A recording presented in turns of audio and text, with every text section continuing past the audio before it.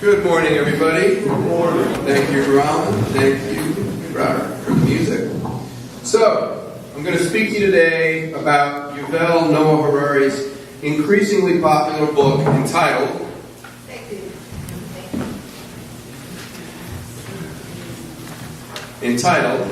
Sapiens, A Brief History of Humankind. Now, with the help of Harari, I'm going to look at an analysis of three revolutions that our species has been through: the cognitive, the agricultural, and the scientific.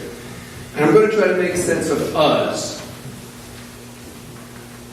as a species, the last surviving example of the genus Homo sapien.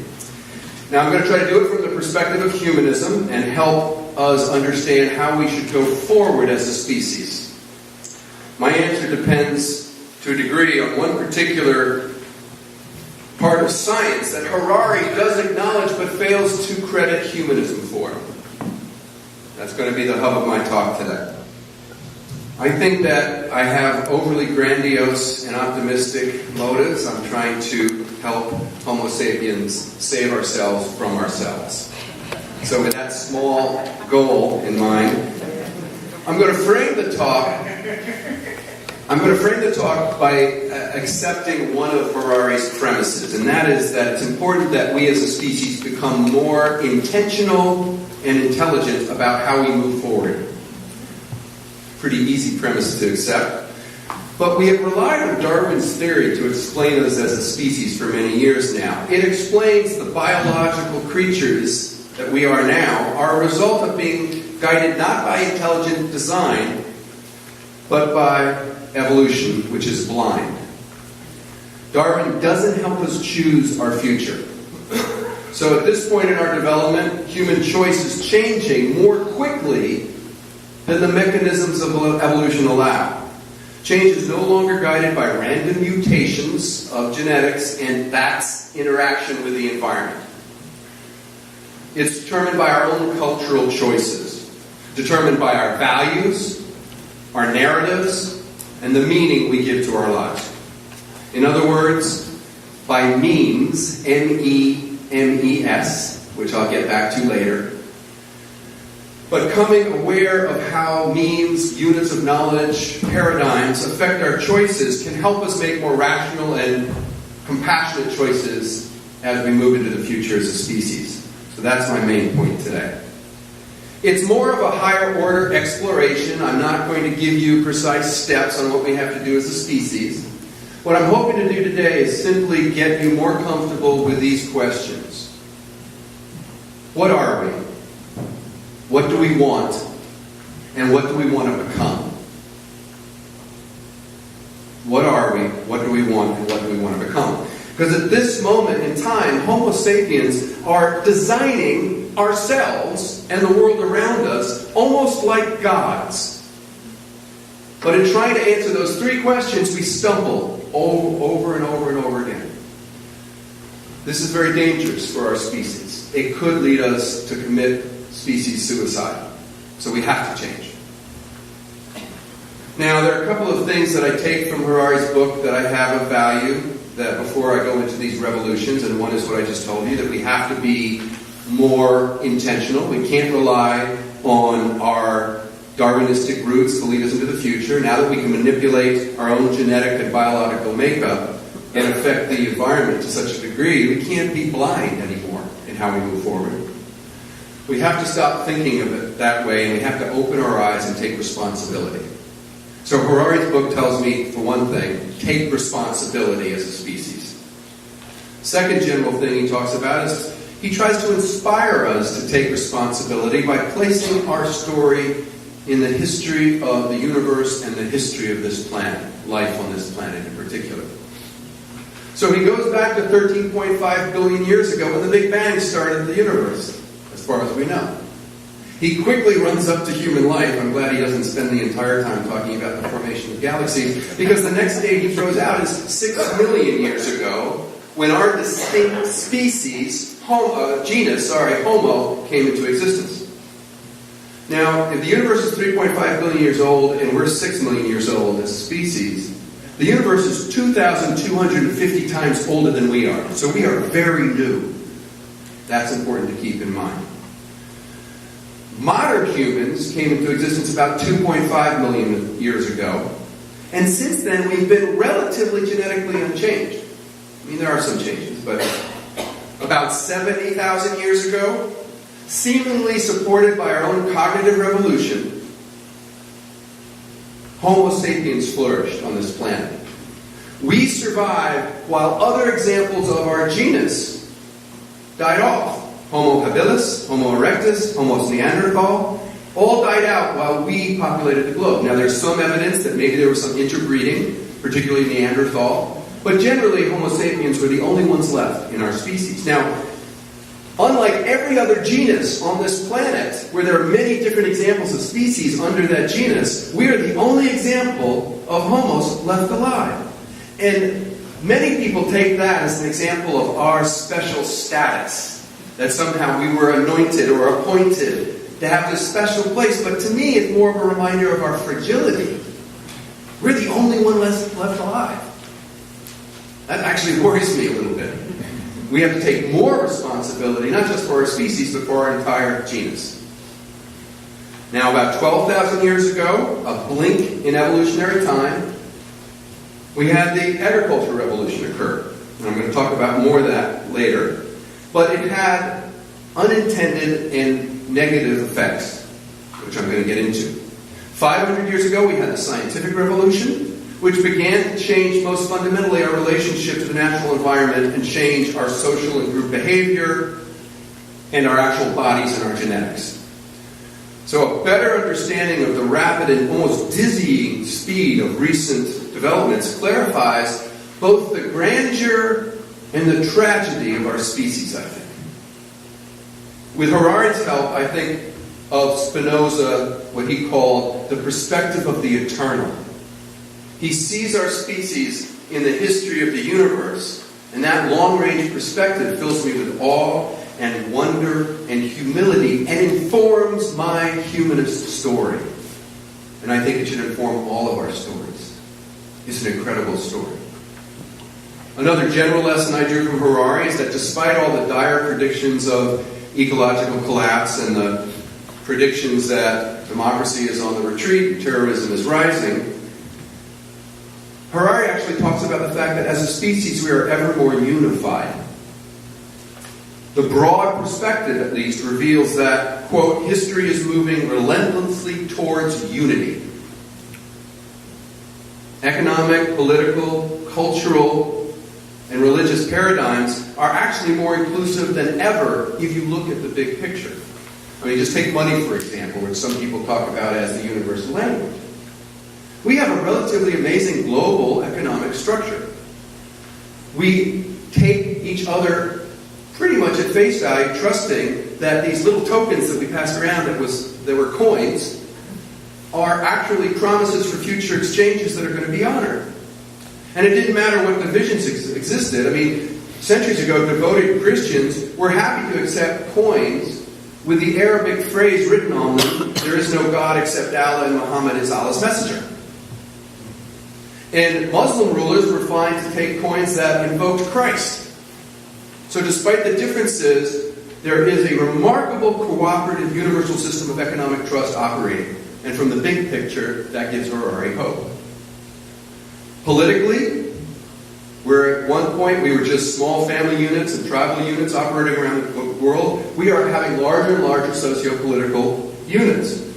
By the 15th century, Harari points out that there were about 5 worlds that were basically separate from each other, isolated from each other. Mesoamerican, Andean, in the Western Hemisphere, Australian, Oceanic, and Afro-Asian. And through a slow intercommunication and interconnection and spasmodic imperialistic appropriation and assimilation, not all good, but all of this has led us to have more and more of a single global culture that's woven even tighter together by financial, political, and cultural factors. So even in religion, where there's a lot of division, and people point that out as an example of the world's falling apart, nearly all world religions today have versions of the golden rule that they promote. Nearly all great religions today talk about the brotherhood and sisterhood of all people. And it inspires many people around the globe to work together with people who are very different. Harari talks about all of this as the drift towards unification, which you only get by taking the broad perspective. A drift towards unification, in which we have learned to live together cooperatively in peace in larger and larger units. And there's more studies talking about, where we talk about how violent the world is. There are a lot of studies saying that, in fact, acts of violence are down compared to 100, 200 years ago. So, I'm now going to go to these three revolutions he talks about. The first being the cognitive revolution. It happened about 14,000 years ago. And at this point in time, it seemed to correspond to when Homo sapiens began to spread around the planet, and other species of Homo disappeared. It was then that Homo sapiens developed language, and with it the capacity to imagine and communicate about things that don't actually exist, about things that are not in front of us concretely. So rather than just being able to point and hoot and grunt at a tiger, we could represent things that represented predators. So even on the cave walls and the paintings made tens of thousands of years ago, the representation of something that isn't there is made. And that's a tremendous leap, greater than people give credit to. The concepts represented by symbols. So soon we were able to express things like hopes for the future, a future that does not yet exist. An abstract expression led to myths about the forces behind our experience. So it told of supernatural forces, whether they're animal guardian spirits or stories about gods. And language also allowed for what Harari calls legal fictions. Things like nation states, or human rights, or even the concept of personhood. Now, these abstract expressions led to myths that were very useful. And when the agricultural revolution came about, which was about 12,000 years ago, and we stopped being foragers and hunter-gatherers and became agricultural workers, Harari speculates that the day-to-day life of a forager was actually, in some ways, relatively easier than the agricultural workers, because he claims that there was enough nuts and fruits and berries and roots and animals to kill. That indicates, and this is verified through fossil records, that gatherers were fairly healthy. They had a diet that was fairly rich, and they could spend most of their time, after 4 or 5 hours of gathering, involved in social relationships, grooming, playing with their children, having sex. So the agricultural revolution is something that changed lifestyles, and Harari says that it's not necessarily for the better. And this is where I think he does some of his best work, because I've always thought of the agricultural revolution as this great example of our species doing something right. Well, it did spread our genes around the globe, because more and more people could survive. But life for the average Homo sapien at this point, he claims, got tougher. He actually calls the agricultural revolution history's biggest fraud. So, as I said, to begin with, foragers had diets that were healthier, richer. Agricultural products, on the other hand, dominated by grains and other carbohydrates, were not as healthy for us. They led to more diseases, earlier deaths. Agricultural routines were very brutal and repetitive and arduous, and it led to more arthritis and hernias and injuries, according to Harari. And agricultural products could also be stored in bulk, because you could harvest them and put them in some place. And you needed to do that because of pests and drought and floods. Agricultural food stocks are actually more prey to being wiped out by natural disasters than forests, where maybe a lightning strike would create a fire and take all the food away. But agricultural products were much more risky. And as a result, you had to store up more for the future. And the more you had stored away, the more you had to have warehouses.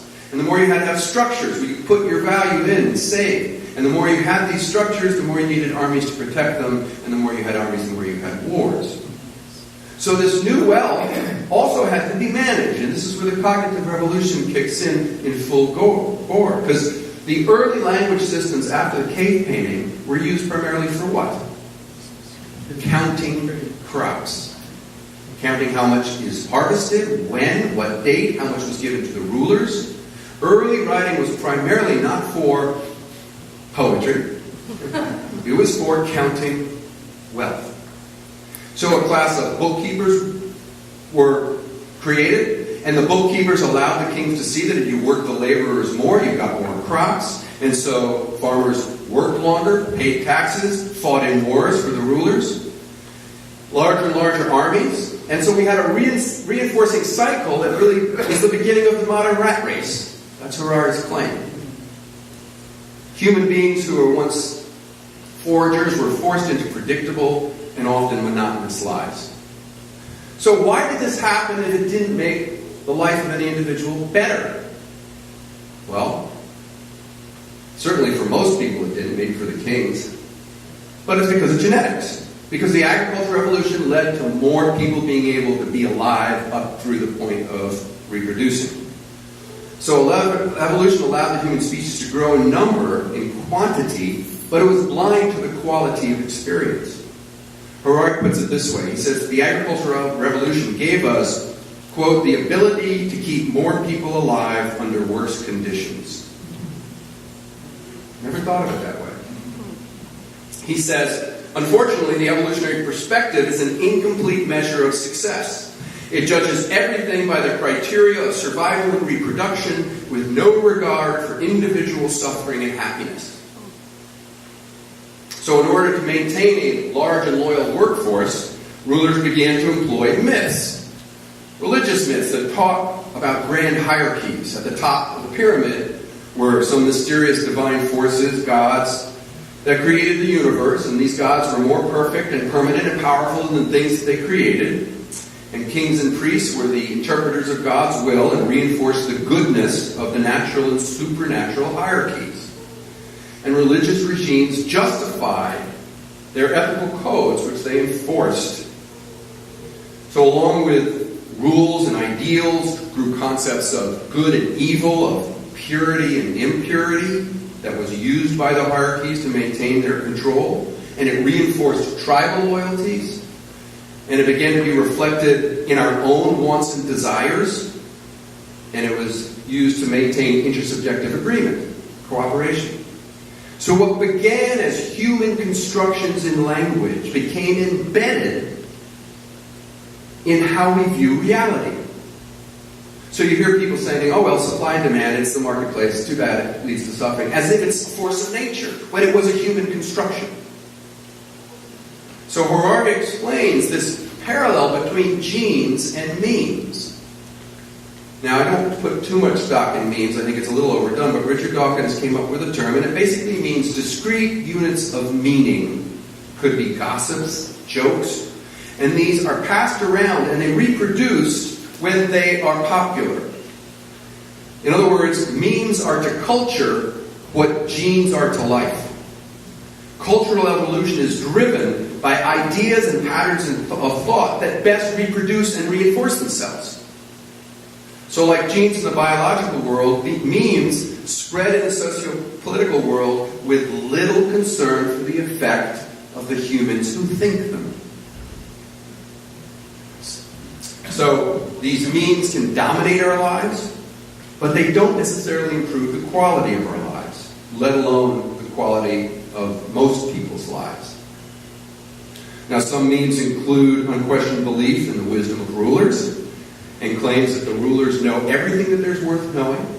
So we bow down to priests and to kings and put aside our questions. We accept the undisputed wisdom of the powerful, and we lose one of the most liberating aspects of consciousness. Doubt. So rather than ask why, we accept what we've been told. We embrace those who claim that their knowledge is static, unchanging, complete.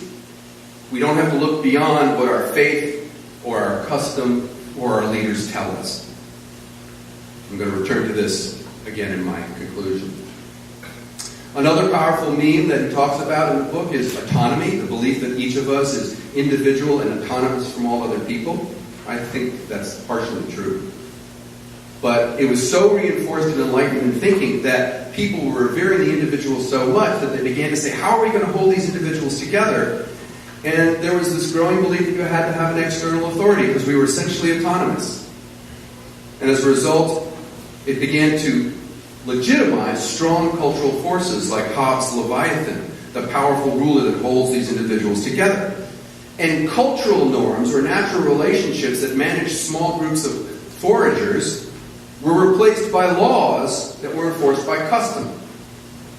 There were ways we got along as a species before laws existed, but those become sublimated to the powerful laws and customs that are enforced from above.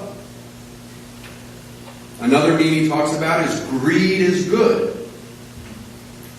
Greed is good. So when the agricultural revolution made it possible for wealth to be stored and concentrated and protected and plundered, possessions became more important than relationships. And this increased acquisition and consumerism. So one of the things he hints at is that modern consumerism and the shopping habit has replaced human relationships as the main activity. He sort of hints that if an alien came to Earth and said, well, what's essentially a human? Oh, they're shoppers. We do it all the time. Humanity also offers some horrible examples of how greed propped up brutal and dehumanizing systems like the eradication of thousands of non-human species on the planet, to slavery, to the genocide of Native Americans. So humans use this power to justify incredibly disproportionate relationships. He talks about one example, which I knew none of the past, but I'm reminded of it, the Opium War, where Britain and other European powers basically used force to drug an entire nation, all justified on capitalist assumptions that greed is good. Another meme, the idea that animals are here for us to eat. Now this meme is masked by the myth that animals don't really have conscious experience or don't really suffer. And it shouldn't really have surprised me when I read this in the book, but it did. And it's reframed the way I'm looking at this issue. Harari estimates there are about, at this moment on the planet Earth, 1 million tons of large animals, porcupines to whales, roaming or swimming around the globe. 100 million tons. But there are about, in mostly cruel and constricted environments, 700 million tons of domesticated farm animals. 7 times more large animals are imprisoned for human use with no or little appreciation for their conscious experience than there are animals roaming the planet. So these things occur, and we're not even aware of them. And that's part of what Harari is trying to bring to our attention. These broad perspectives that show how brutal we can be to ourselves, to each other, and to other species really drives home that we're stumbling forward. We're not thinking. We seem both less empathetic than cruel. In this book, we seem less self-actualizing than blind. And so it's not an optimistic book, necessarily, despite what he saw as this integrating tendency. So maybe I was wrong to pick it as a book to try to explain humanism. Tom Flynn, who was the director of the Center for Secular Humanism and the editor of Free Inquiry magazine, probably would have told me that. In fact, had I found his review of this book before I had already submitted this talk to our newsletter, I might have picked a different book. Now, I've read a lot of Tom Flynn's articles, and I spoke to him after he spoke at the Baltimore Ethical Society, and I agree a lot with him, not with everything. Like, I don't agree with his very skeptical appraisal of religious humanism. He thinks this little thing we do is kind of weird. Okay. But I did pay attention to this negative review, because he talks about an 8-page section in this book. So it's really a review of an 8-page section, but it's the 8 pages where Harari talks about humanism. And in this book, it convinced Flynn that Harari knew very little about humanism, and he just threw the book away, basically. It does seem true that Harari didn't really research humanism, because what he calls humanism, before attacking it, is the worship of man represented by liberalism, communism, capitalism, nationalism, and Nazism. So he correctly criticizes Harari's representation of humanism. It's an obnoxiously species-centric type of humanism that Harari claims is humanism. Now, he doesn't cite Auguste Comte's religion of humanity, and that maybe is as close to humanism gets to this sort of worship. But he certainly doesn't cover all of it. He doesn't talk about Renaissance humanism, about the reintroduction of ancient Greek texts into medieval life and led to the Enlightenment. He doesn't talk about the writings of Erasmus or the art of Michelangelo. He doesn't talk about how Immanuel Kant said that ethics and religion are actually two separate things. He does not talk about what all forms of humanism embrace, and that is that every person should be treated as an end in themselves, another of Kant's lessons. He doesn't include the empirical and rational tradition that informs how we look at politics and laws. He doesn't do justice to naturalistic humanism. He doesn't talk about Unitarian ministers like John Dietrich or Curtis Reese, who liberalized American religious landscape and led to the Humanist Manifesto of 1933. He doesn't talk about humanist overviews by people like Corliss Lamont or Fred Edwards, I recommend to you. And he certainly ignores the secular humanism of Tom Flynn and our own particular representation that we call ethical humanism. So, this brings me to the one fundamentally important aspect of what I call humanism that Harari praises in general but does not acknowledge as being at the heart of humanism. And that is the starting point for the scientific method: skepticism, liberating doubt. Now, when he discusses the third revolution, which is the scientific revolution, that's fueled by skepticism, by doubt, by curiosity, by openness to other ideas and evidence.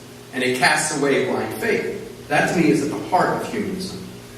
It appreciates the rapidly changing map of the world that guides thoughtful inquiry. It's liberated from the static, unchanging maps, thanks to intellectual humility, the simple admission that we have a hell of a lot more to learn. I was really intrigued by one section in which Harari talks about actual maps of the world. Because the very early maps, designed by people and civilizations gripped by pre-scientific and superstitious and religious ideologies, show the world as complete. It's got a hard border around it, or maybe magical sea monsters. But the maps were basically saying, this is all there is, people, we know it. And the rulers couldn't have anybody questioning that.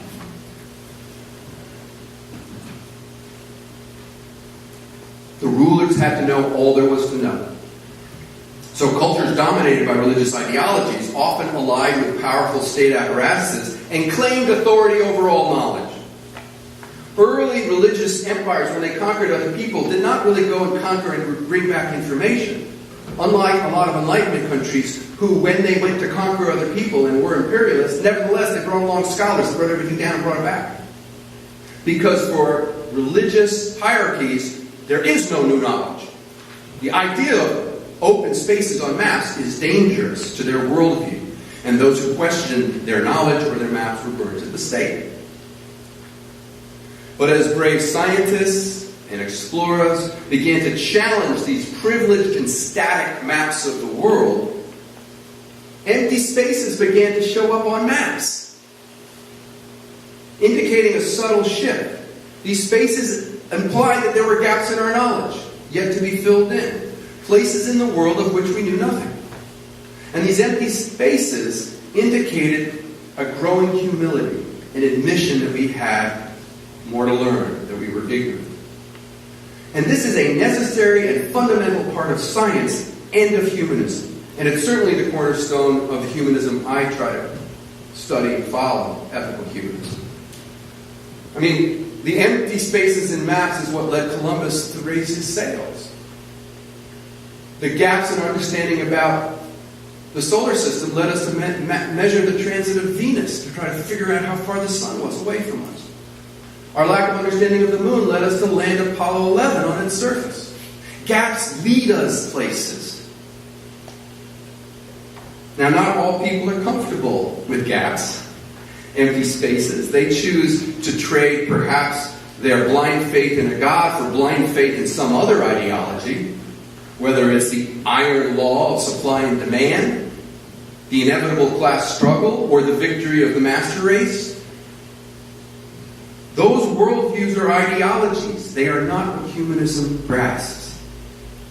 Humanism casts away blind faith. Humanism is not capitalism. It's not communism. It's not fascism.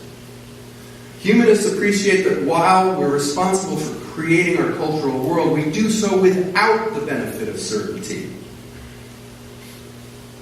We don't possess perfect knowledge. And as a result, our work's never finished. And as a result, we can't simply throw away information that contradicts us or burn others that don't follow our beliefs. We can't afford to condemn them. And Harari fails to credit humanism for this pragmatic flexibility. I don't have time to explore very interesting sections of the book where he talks about the future development of our species, because as we tinker with our genome and make replacement parts for body parts and create artificial intelligence, we are challenging what we are as a biological species. We can do it blindly, accepting a static worldview, assuming that we know everything there is, or we can be intentional, pragmatic, and humble about it. And for humanists, the story of Homo sapiens is wrapped up with this humility and the acceptance of a moral responsibility to clarify what we are, what we want, and what we want to become. So, to summarize, Harari talks about memes and genes as perpetuating paradigms or reproducing and spreading without intention. Humanists have to be intentional. Rather than worshiping man or falling into some state of dark nihilism, which is often presented as the only other alternative, humanists have to choose more wisely. They have to be open to others. I think Harari is right in his claim that maybe the cognitive revolution and the agricultural revolution didn't necessarily make the experience of an individual person any better. It certainly did not increase our respect for creatures or engender sustainable stewardship of this planet. In the afterwords of his book, he urges us to realize that our power is great and to figure out what we want, because blind evolution is not going to tell us. Our own technological abilities, our capacity for intelligent design are great. It's almost godlike. But we don't know what we want. Harari ends his book saying, "Is there anything more dangerous than dissatisfied and irresponsible gods who don't know what they want?" Thank you.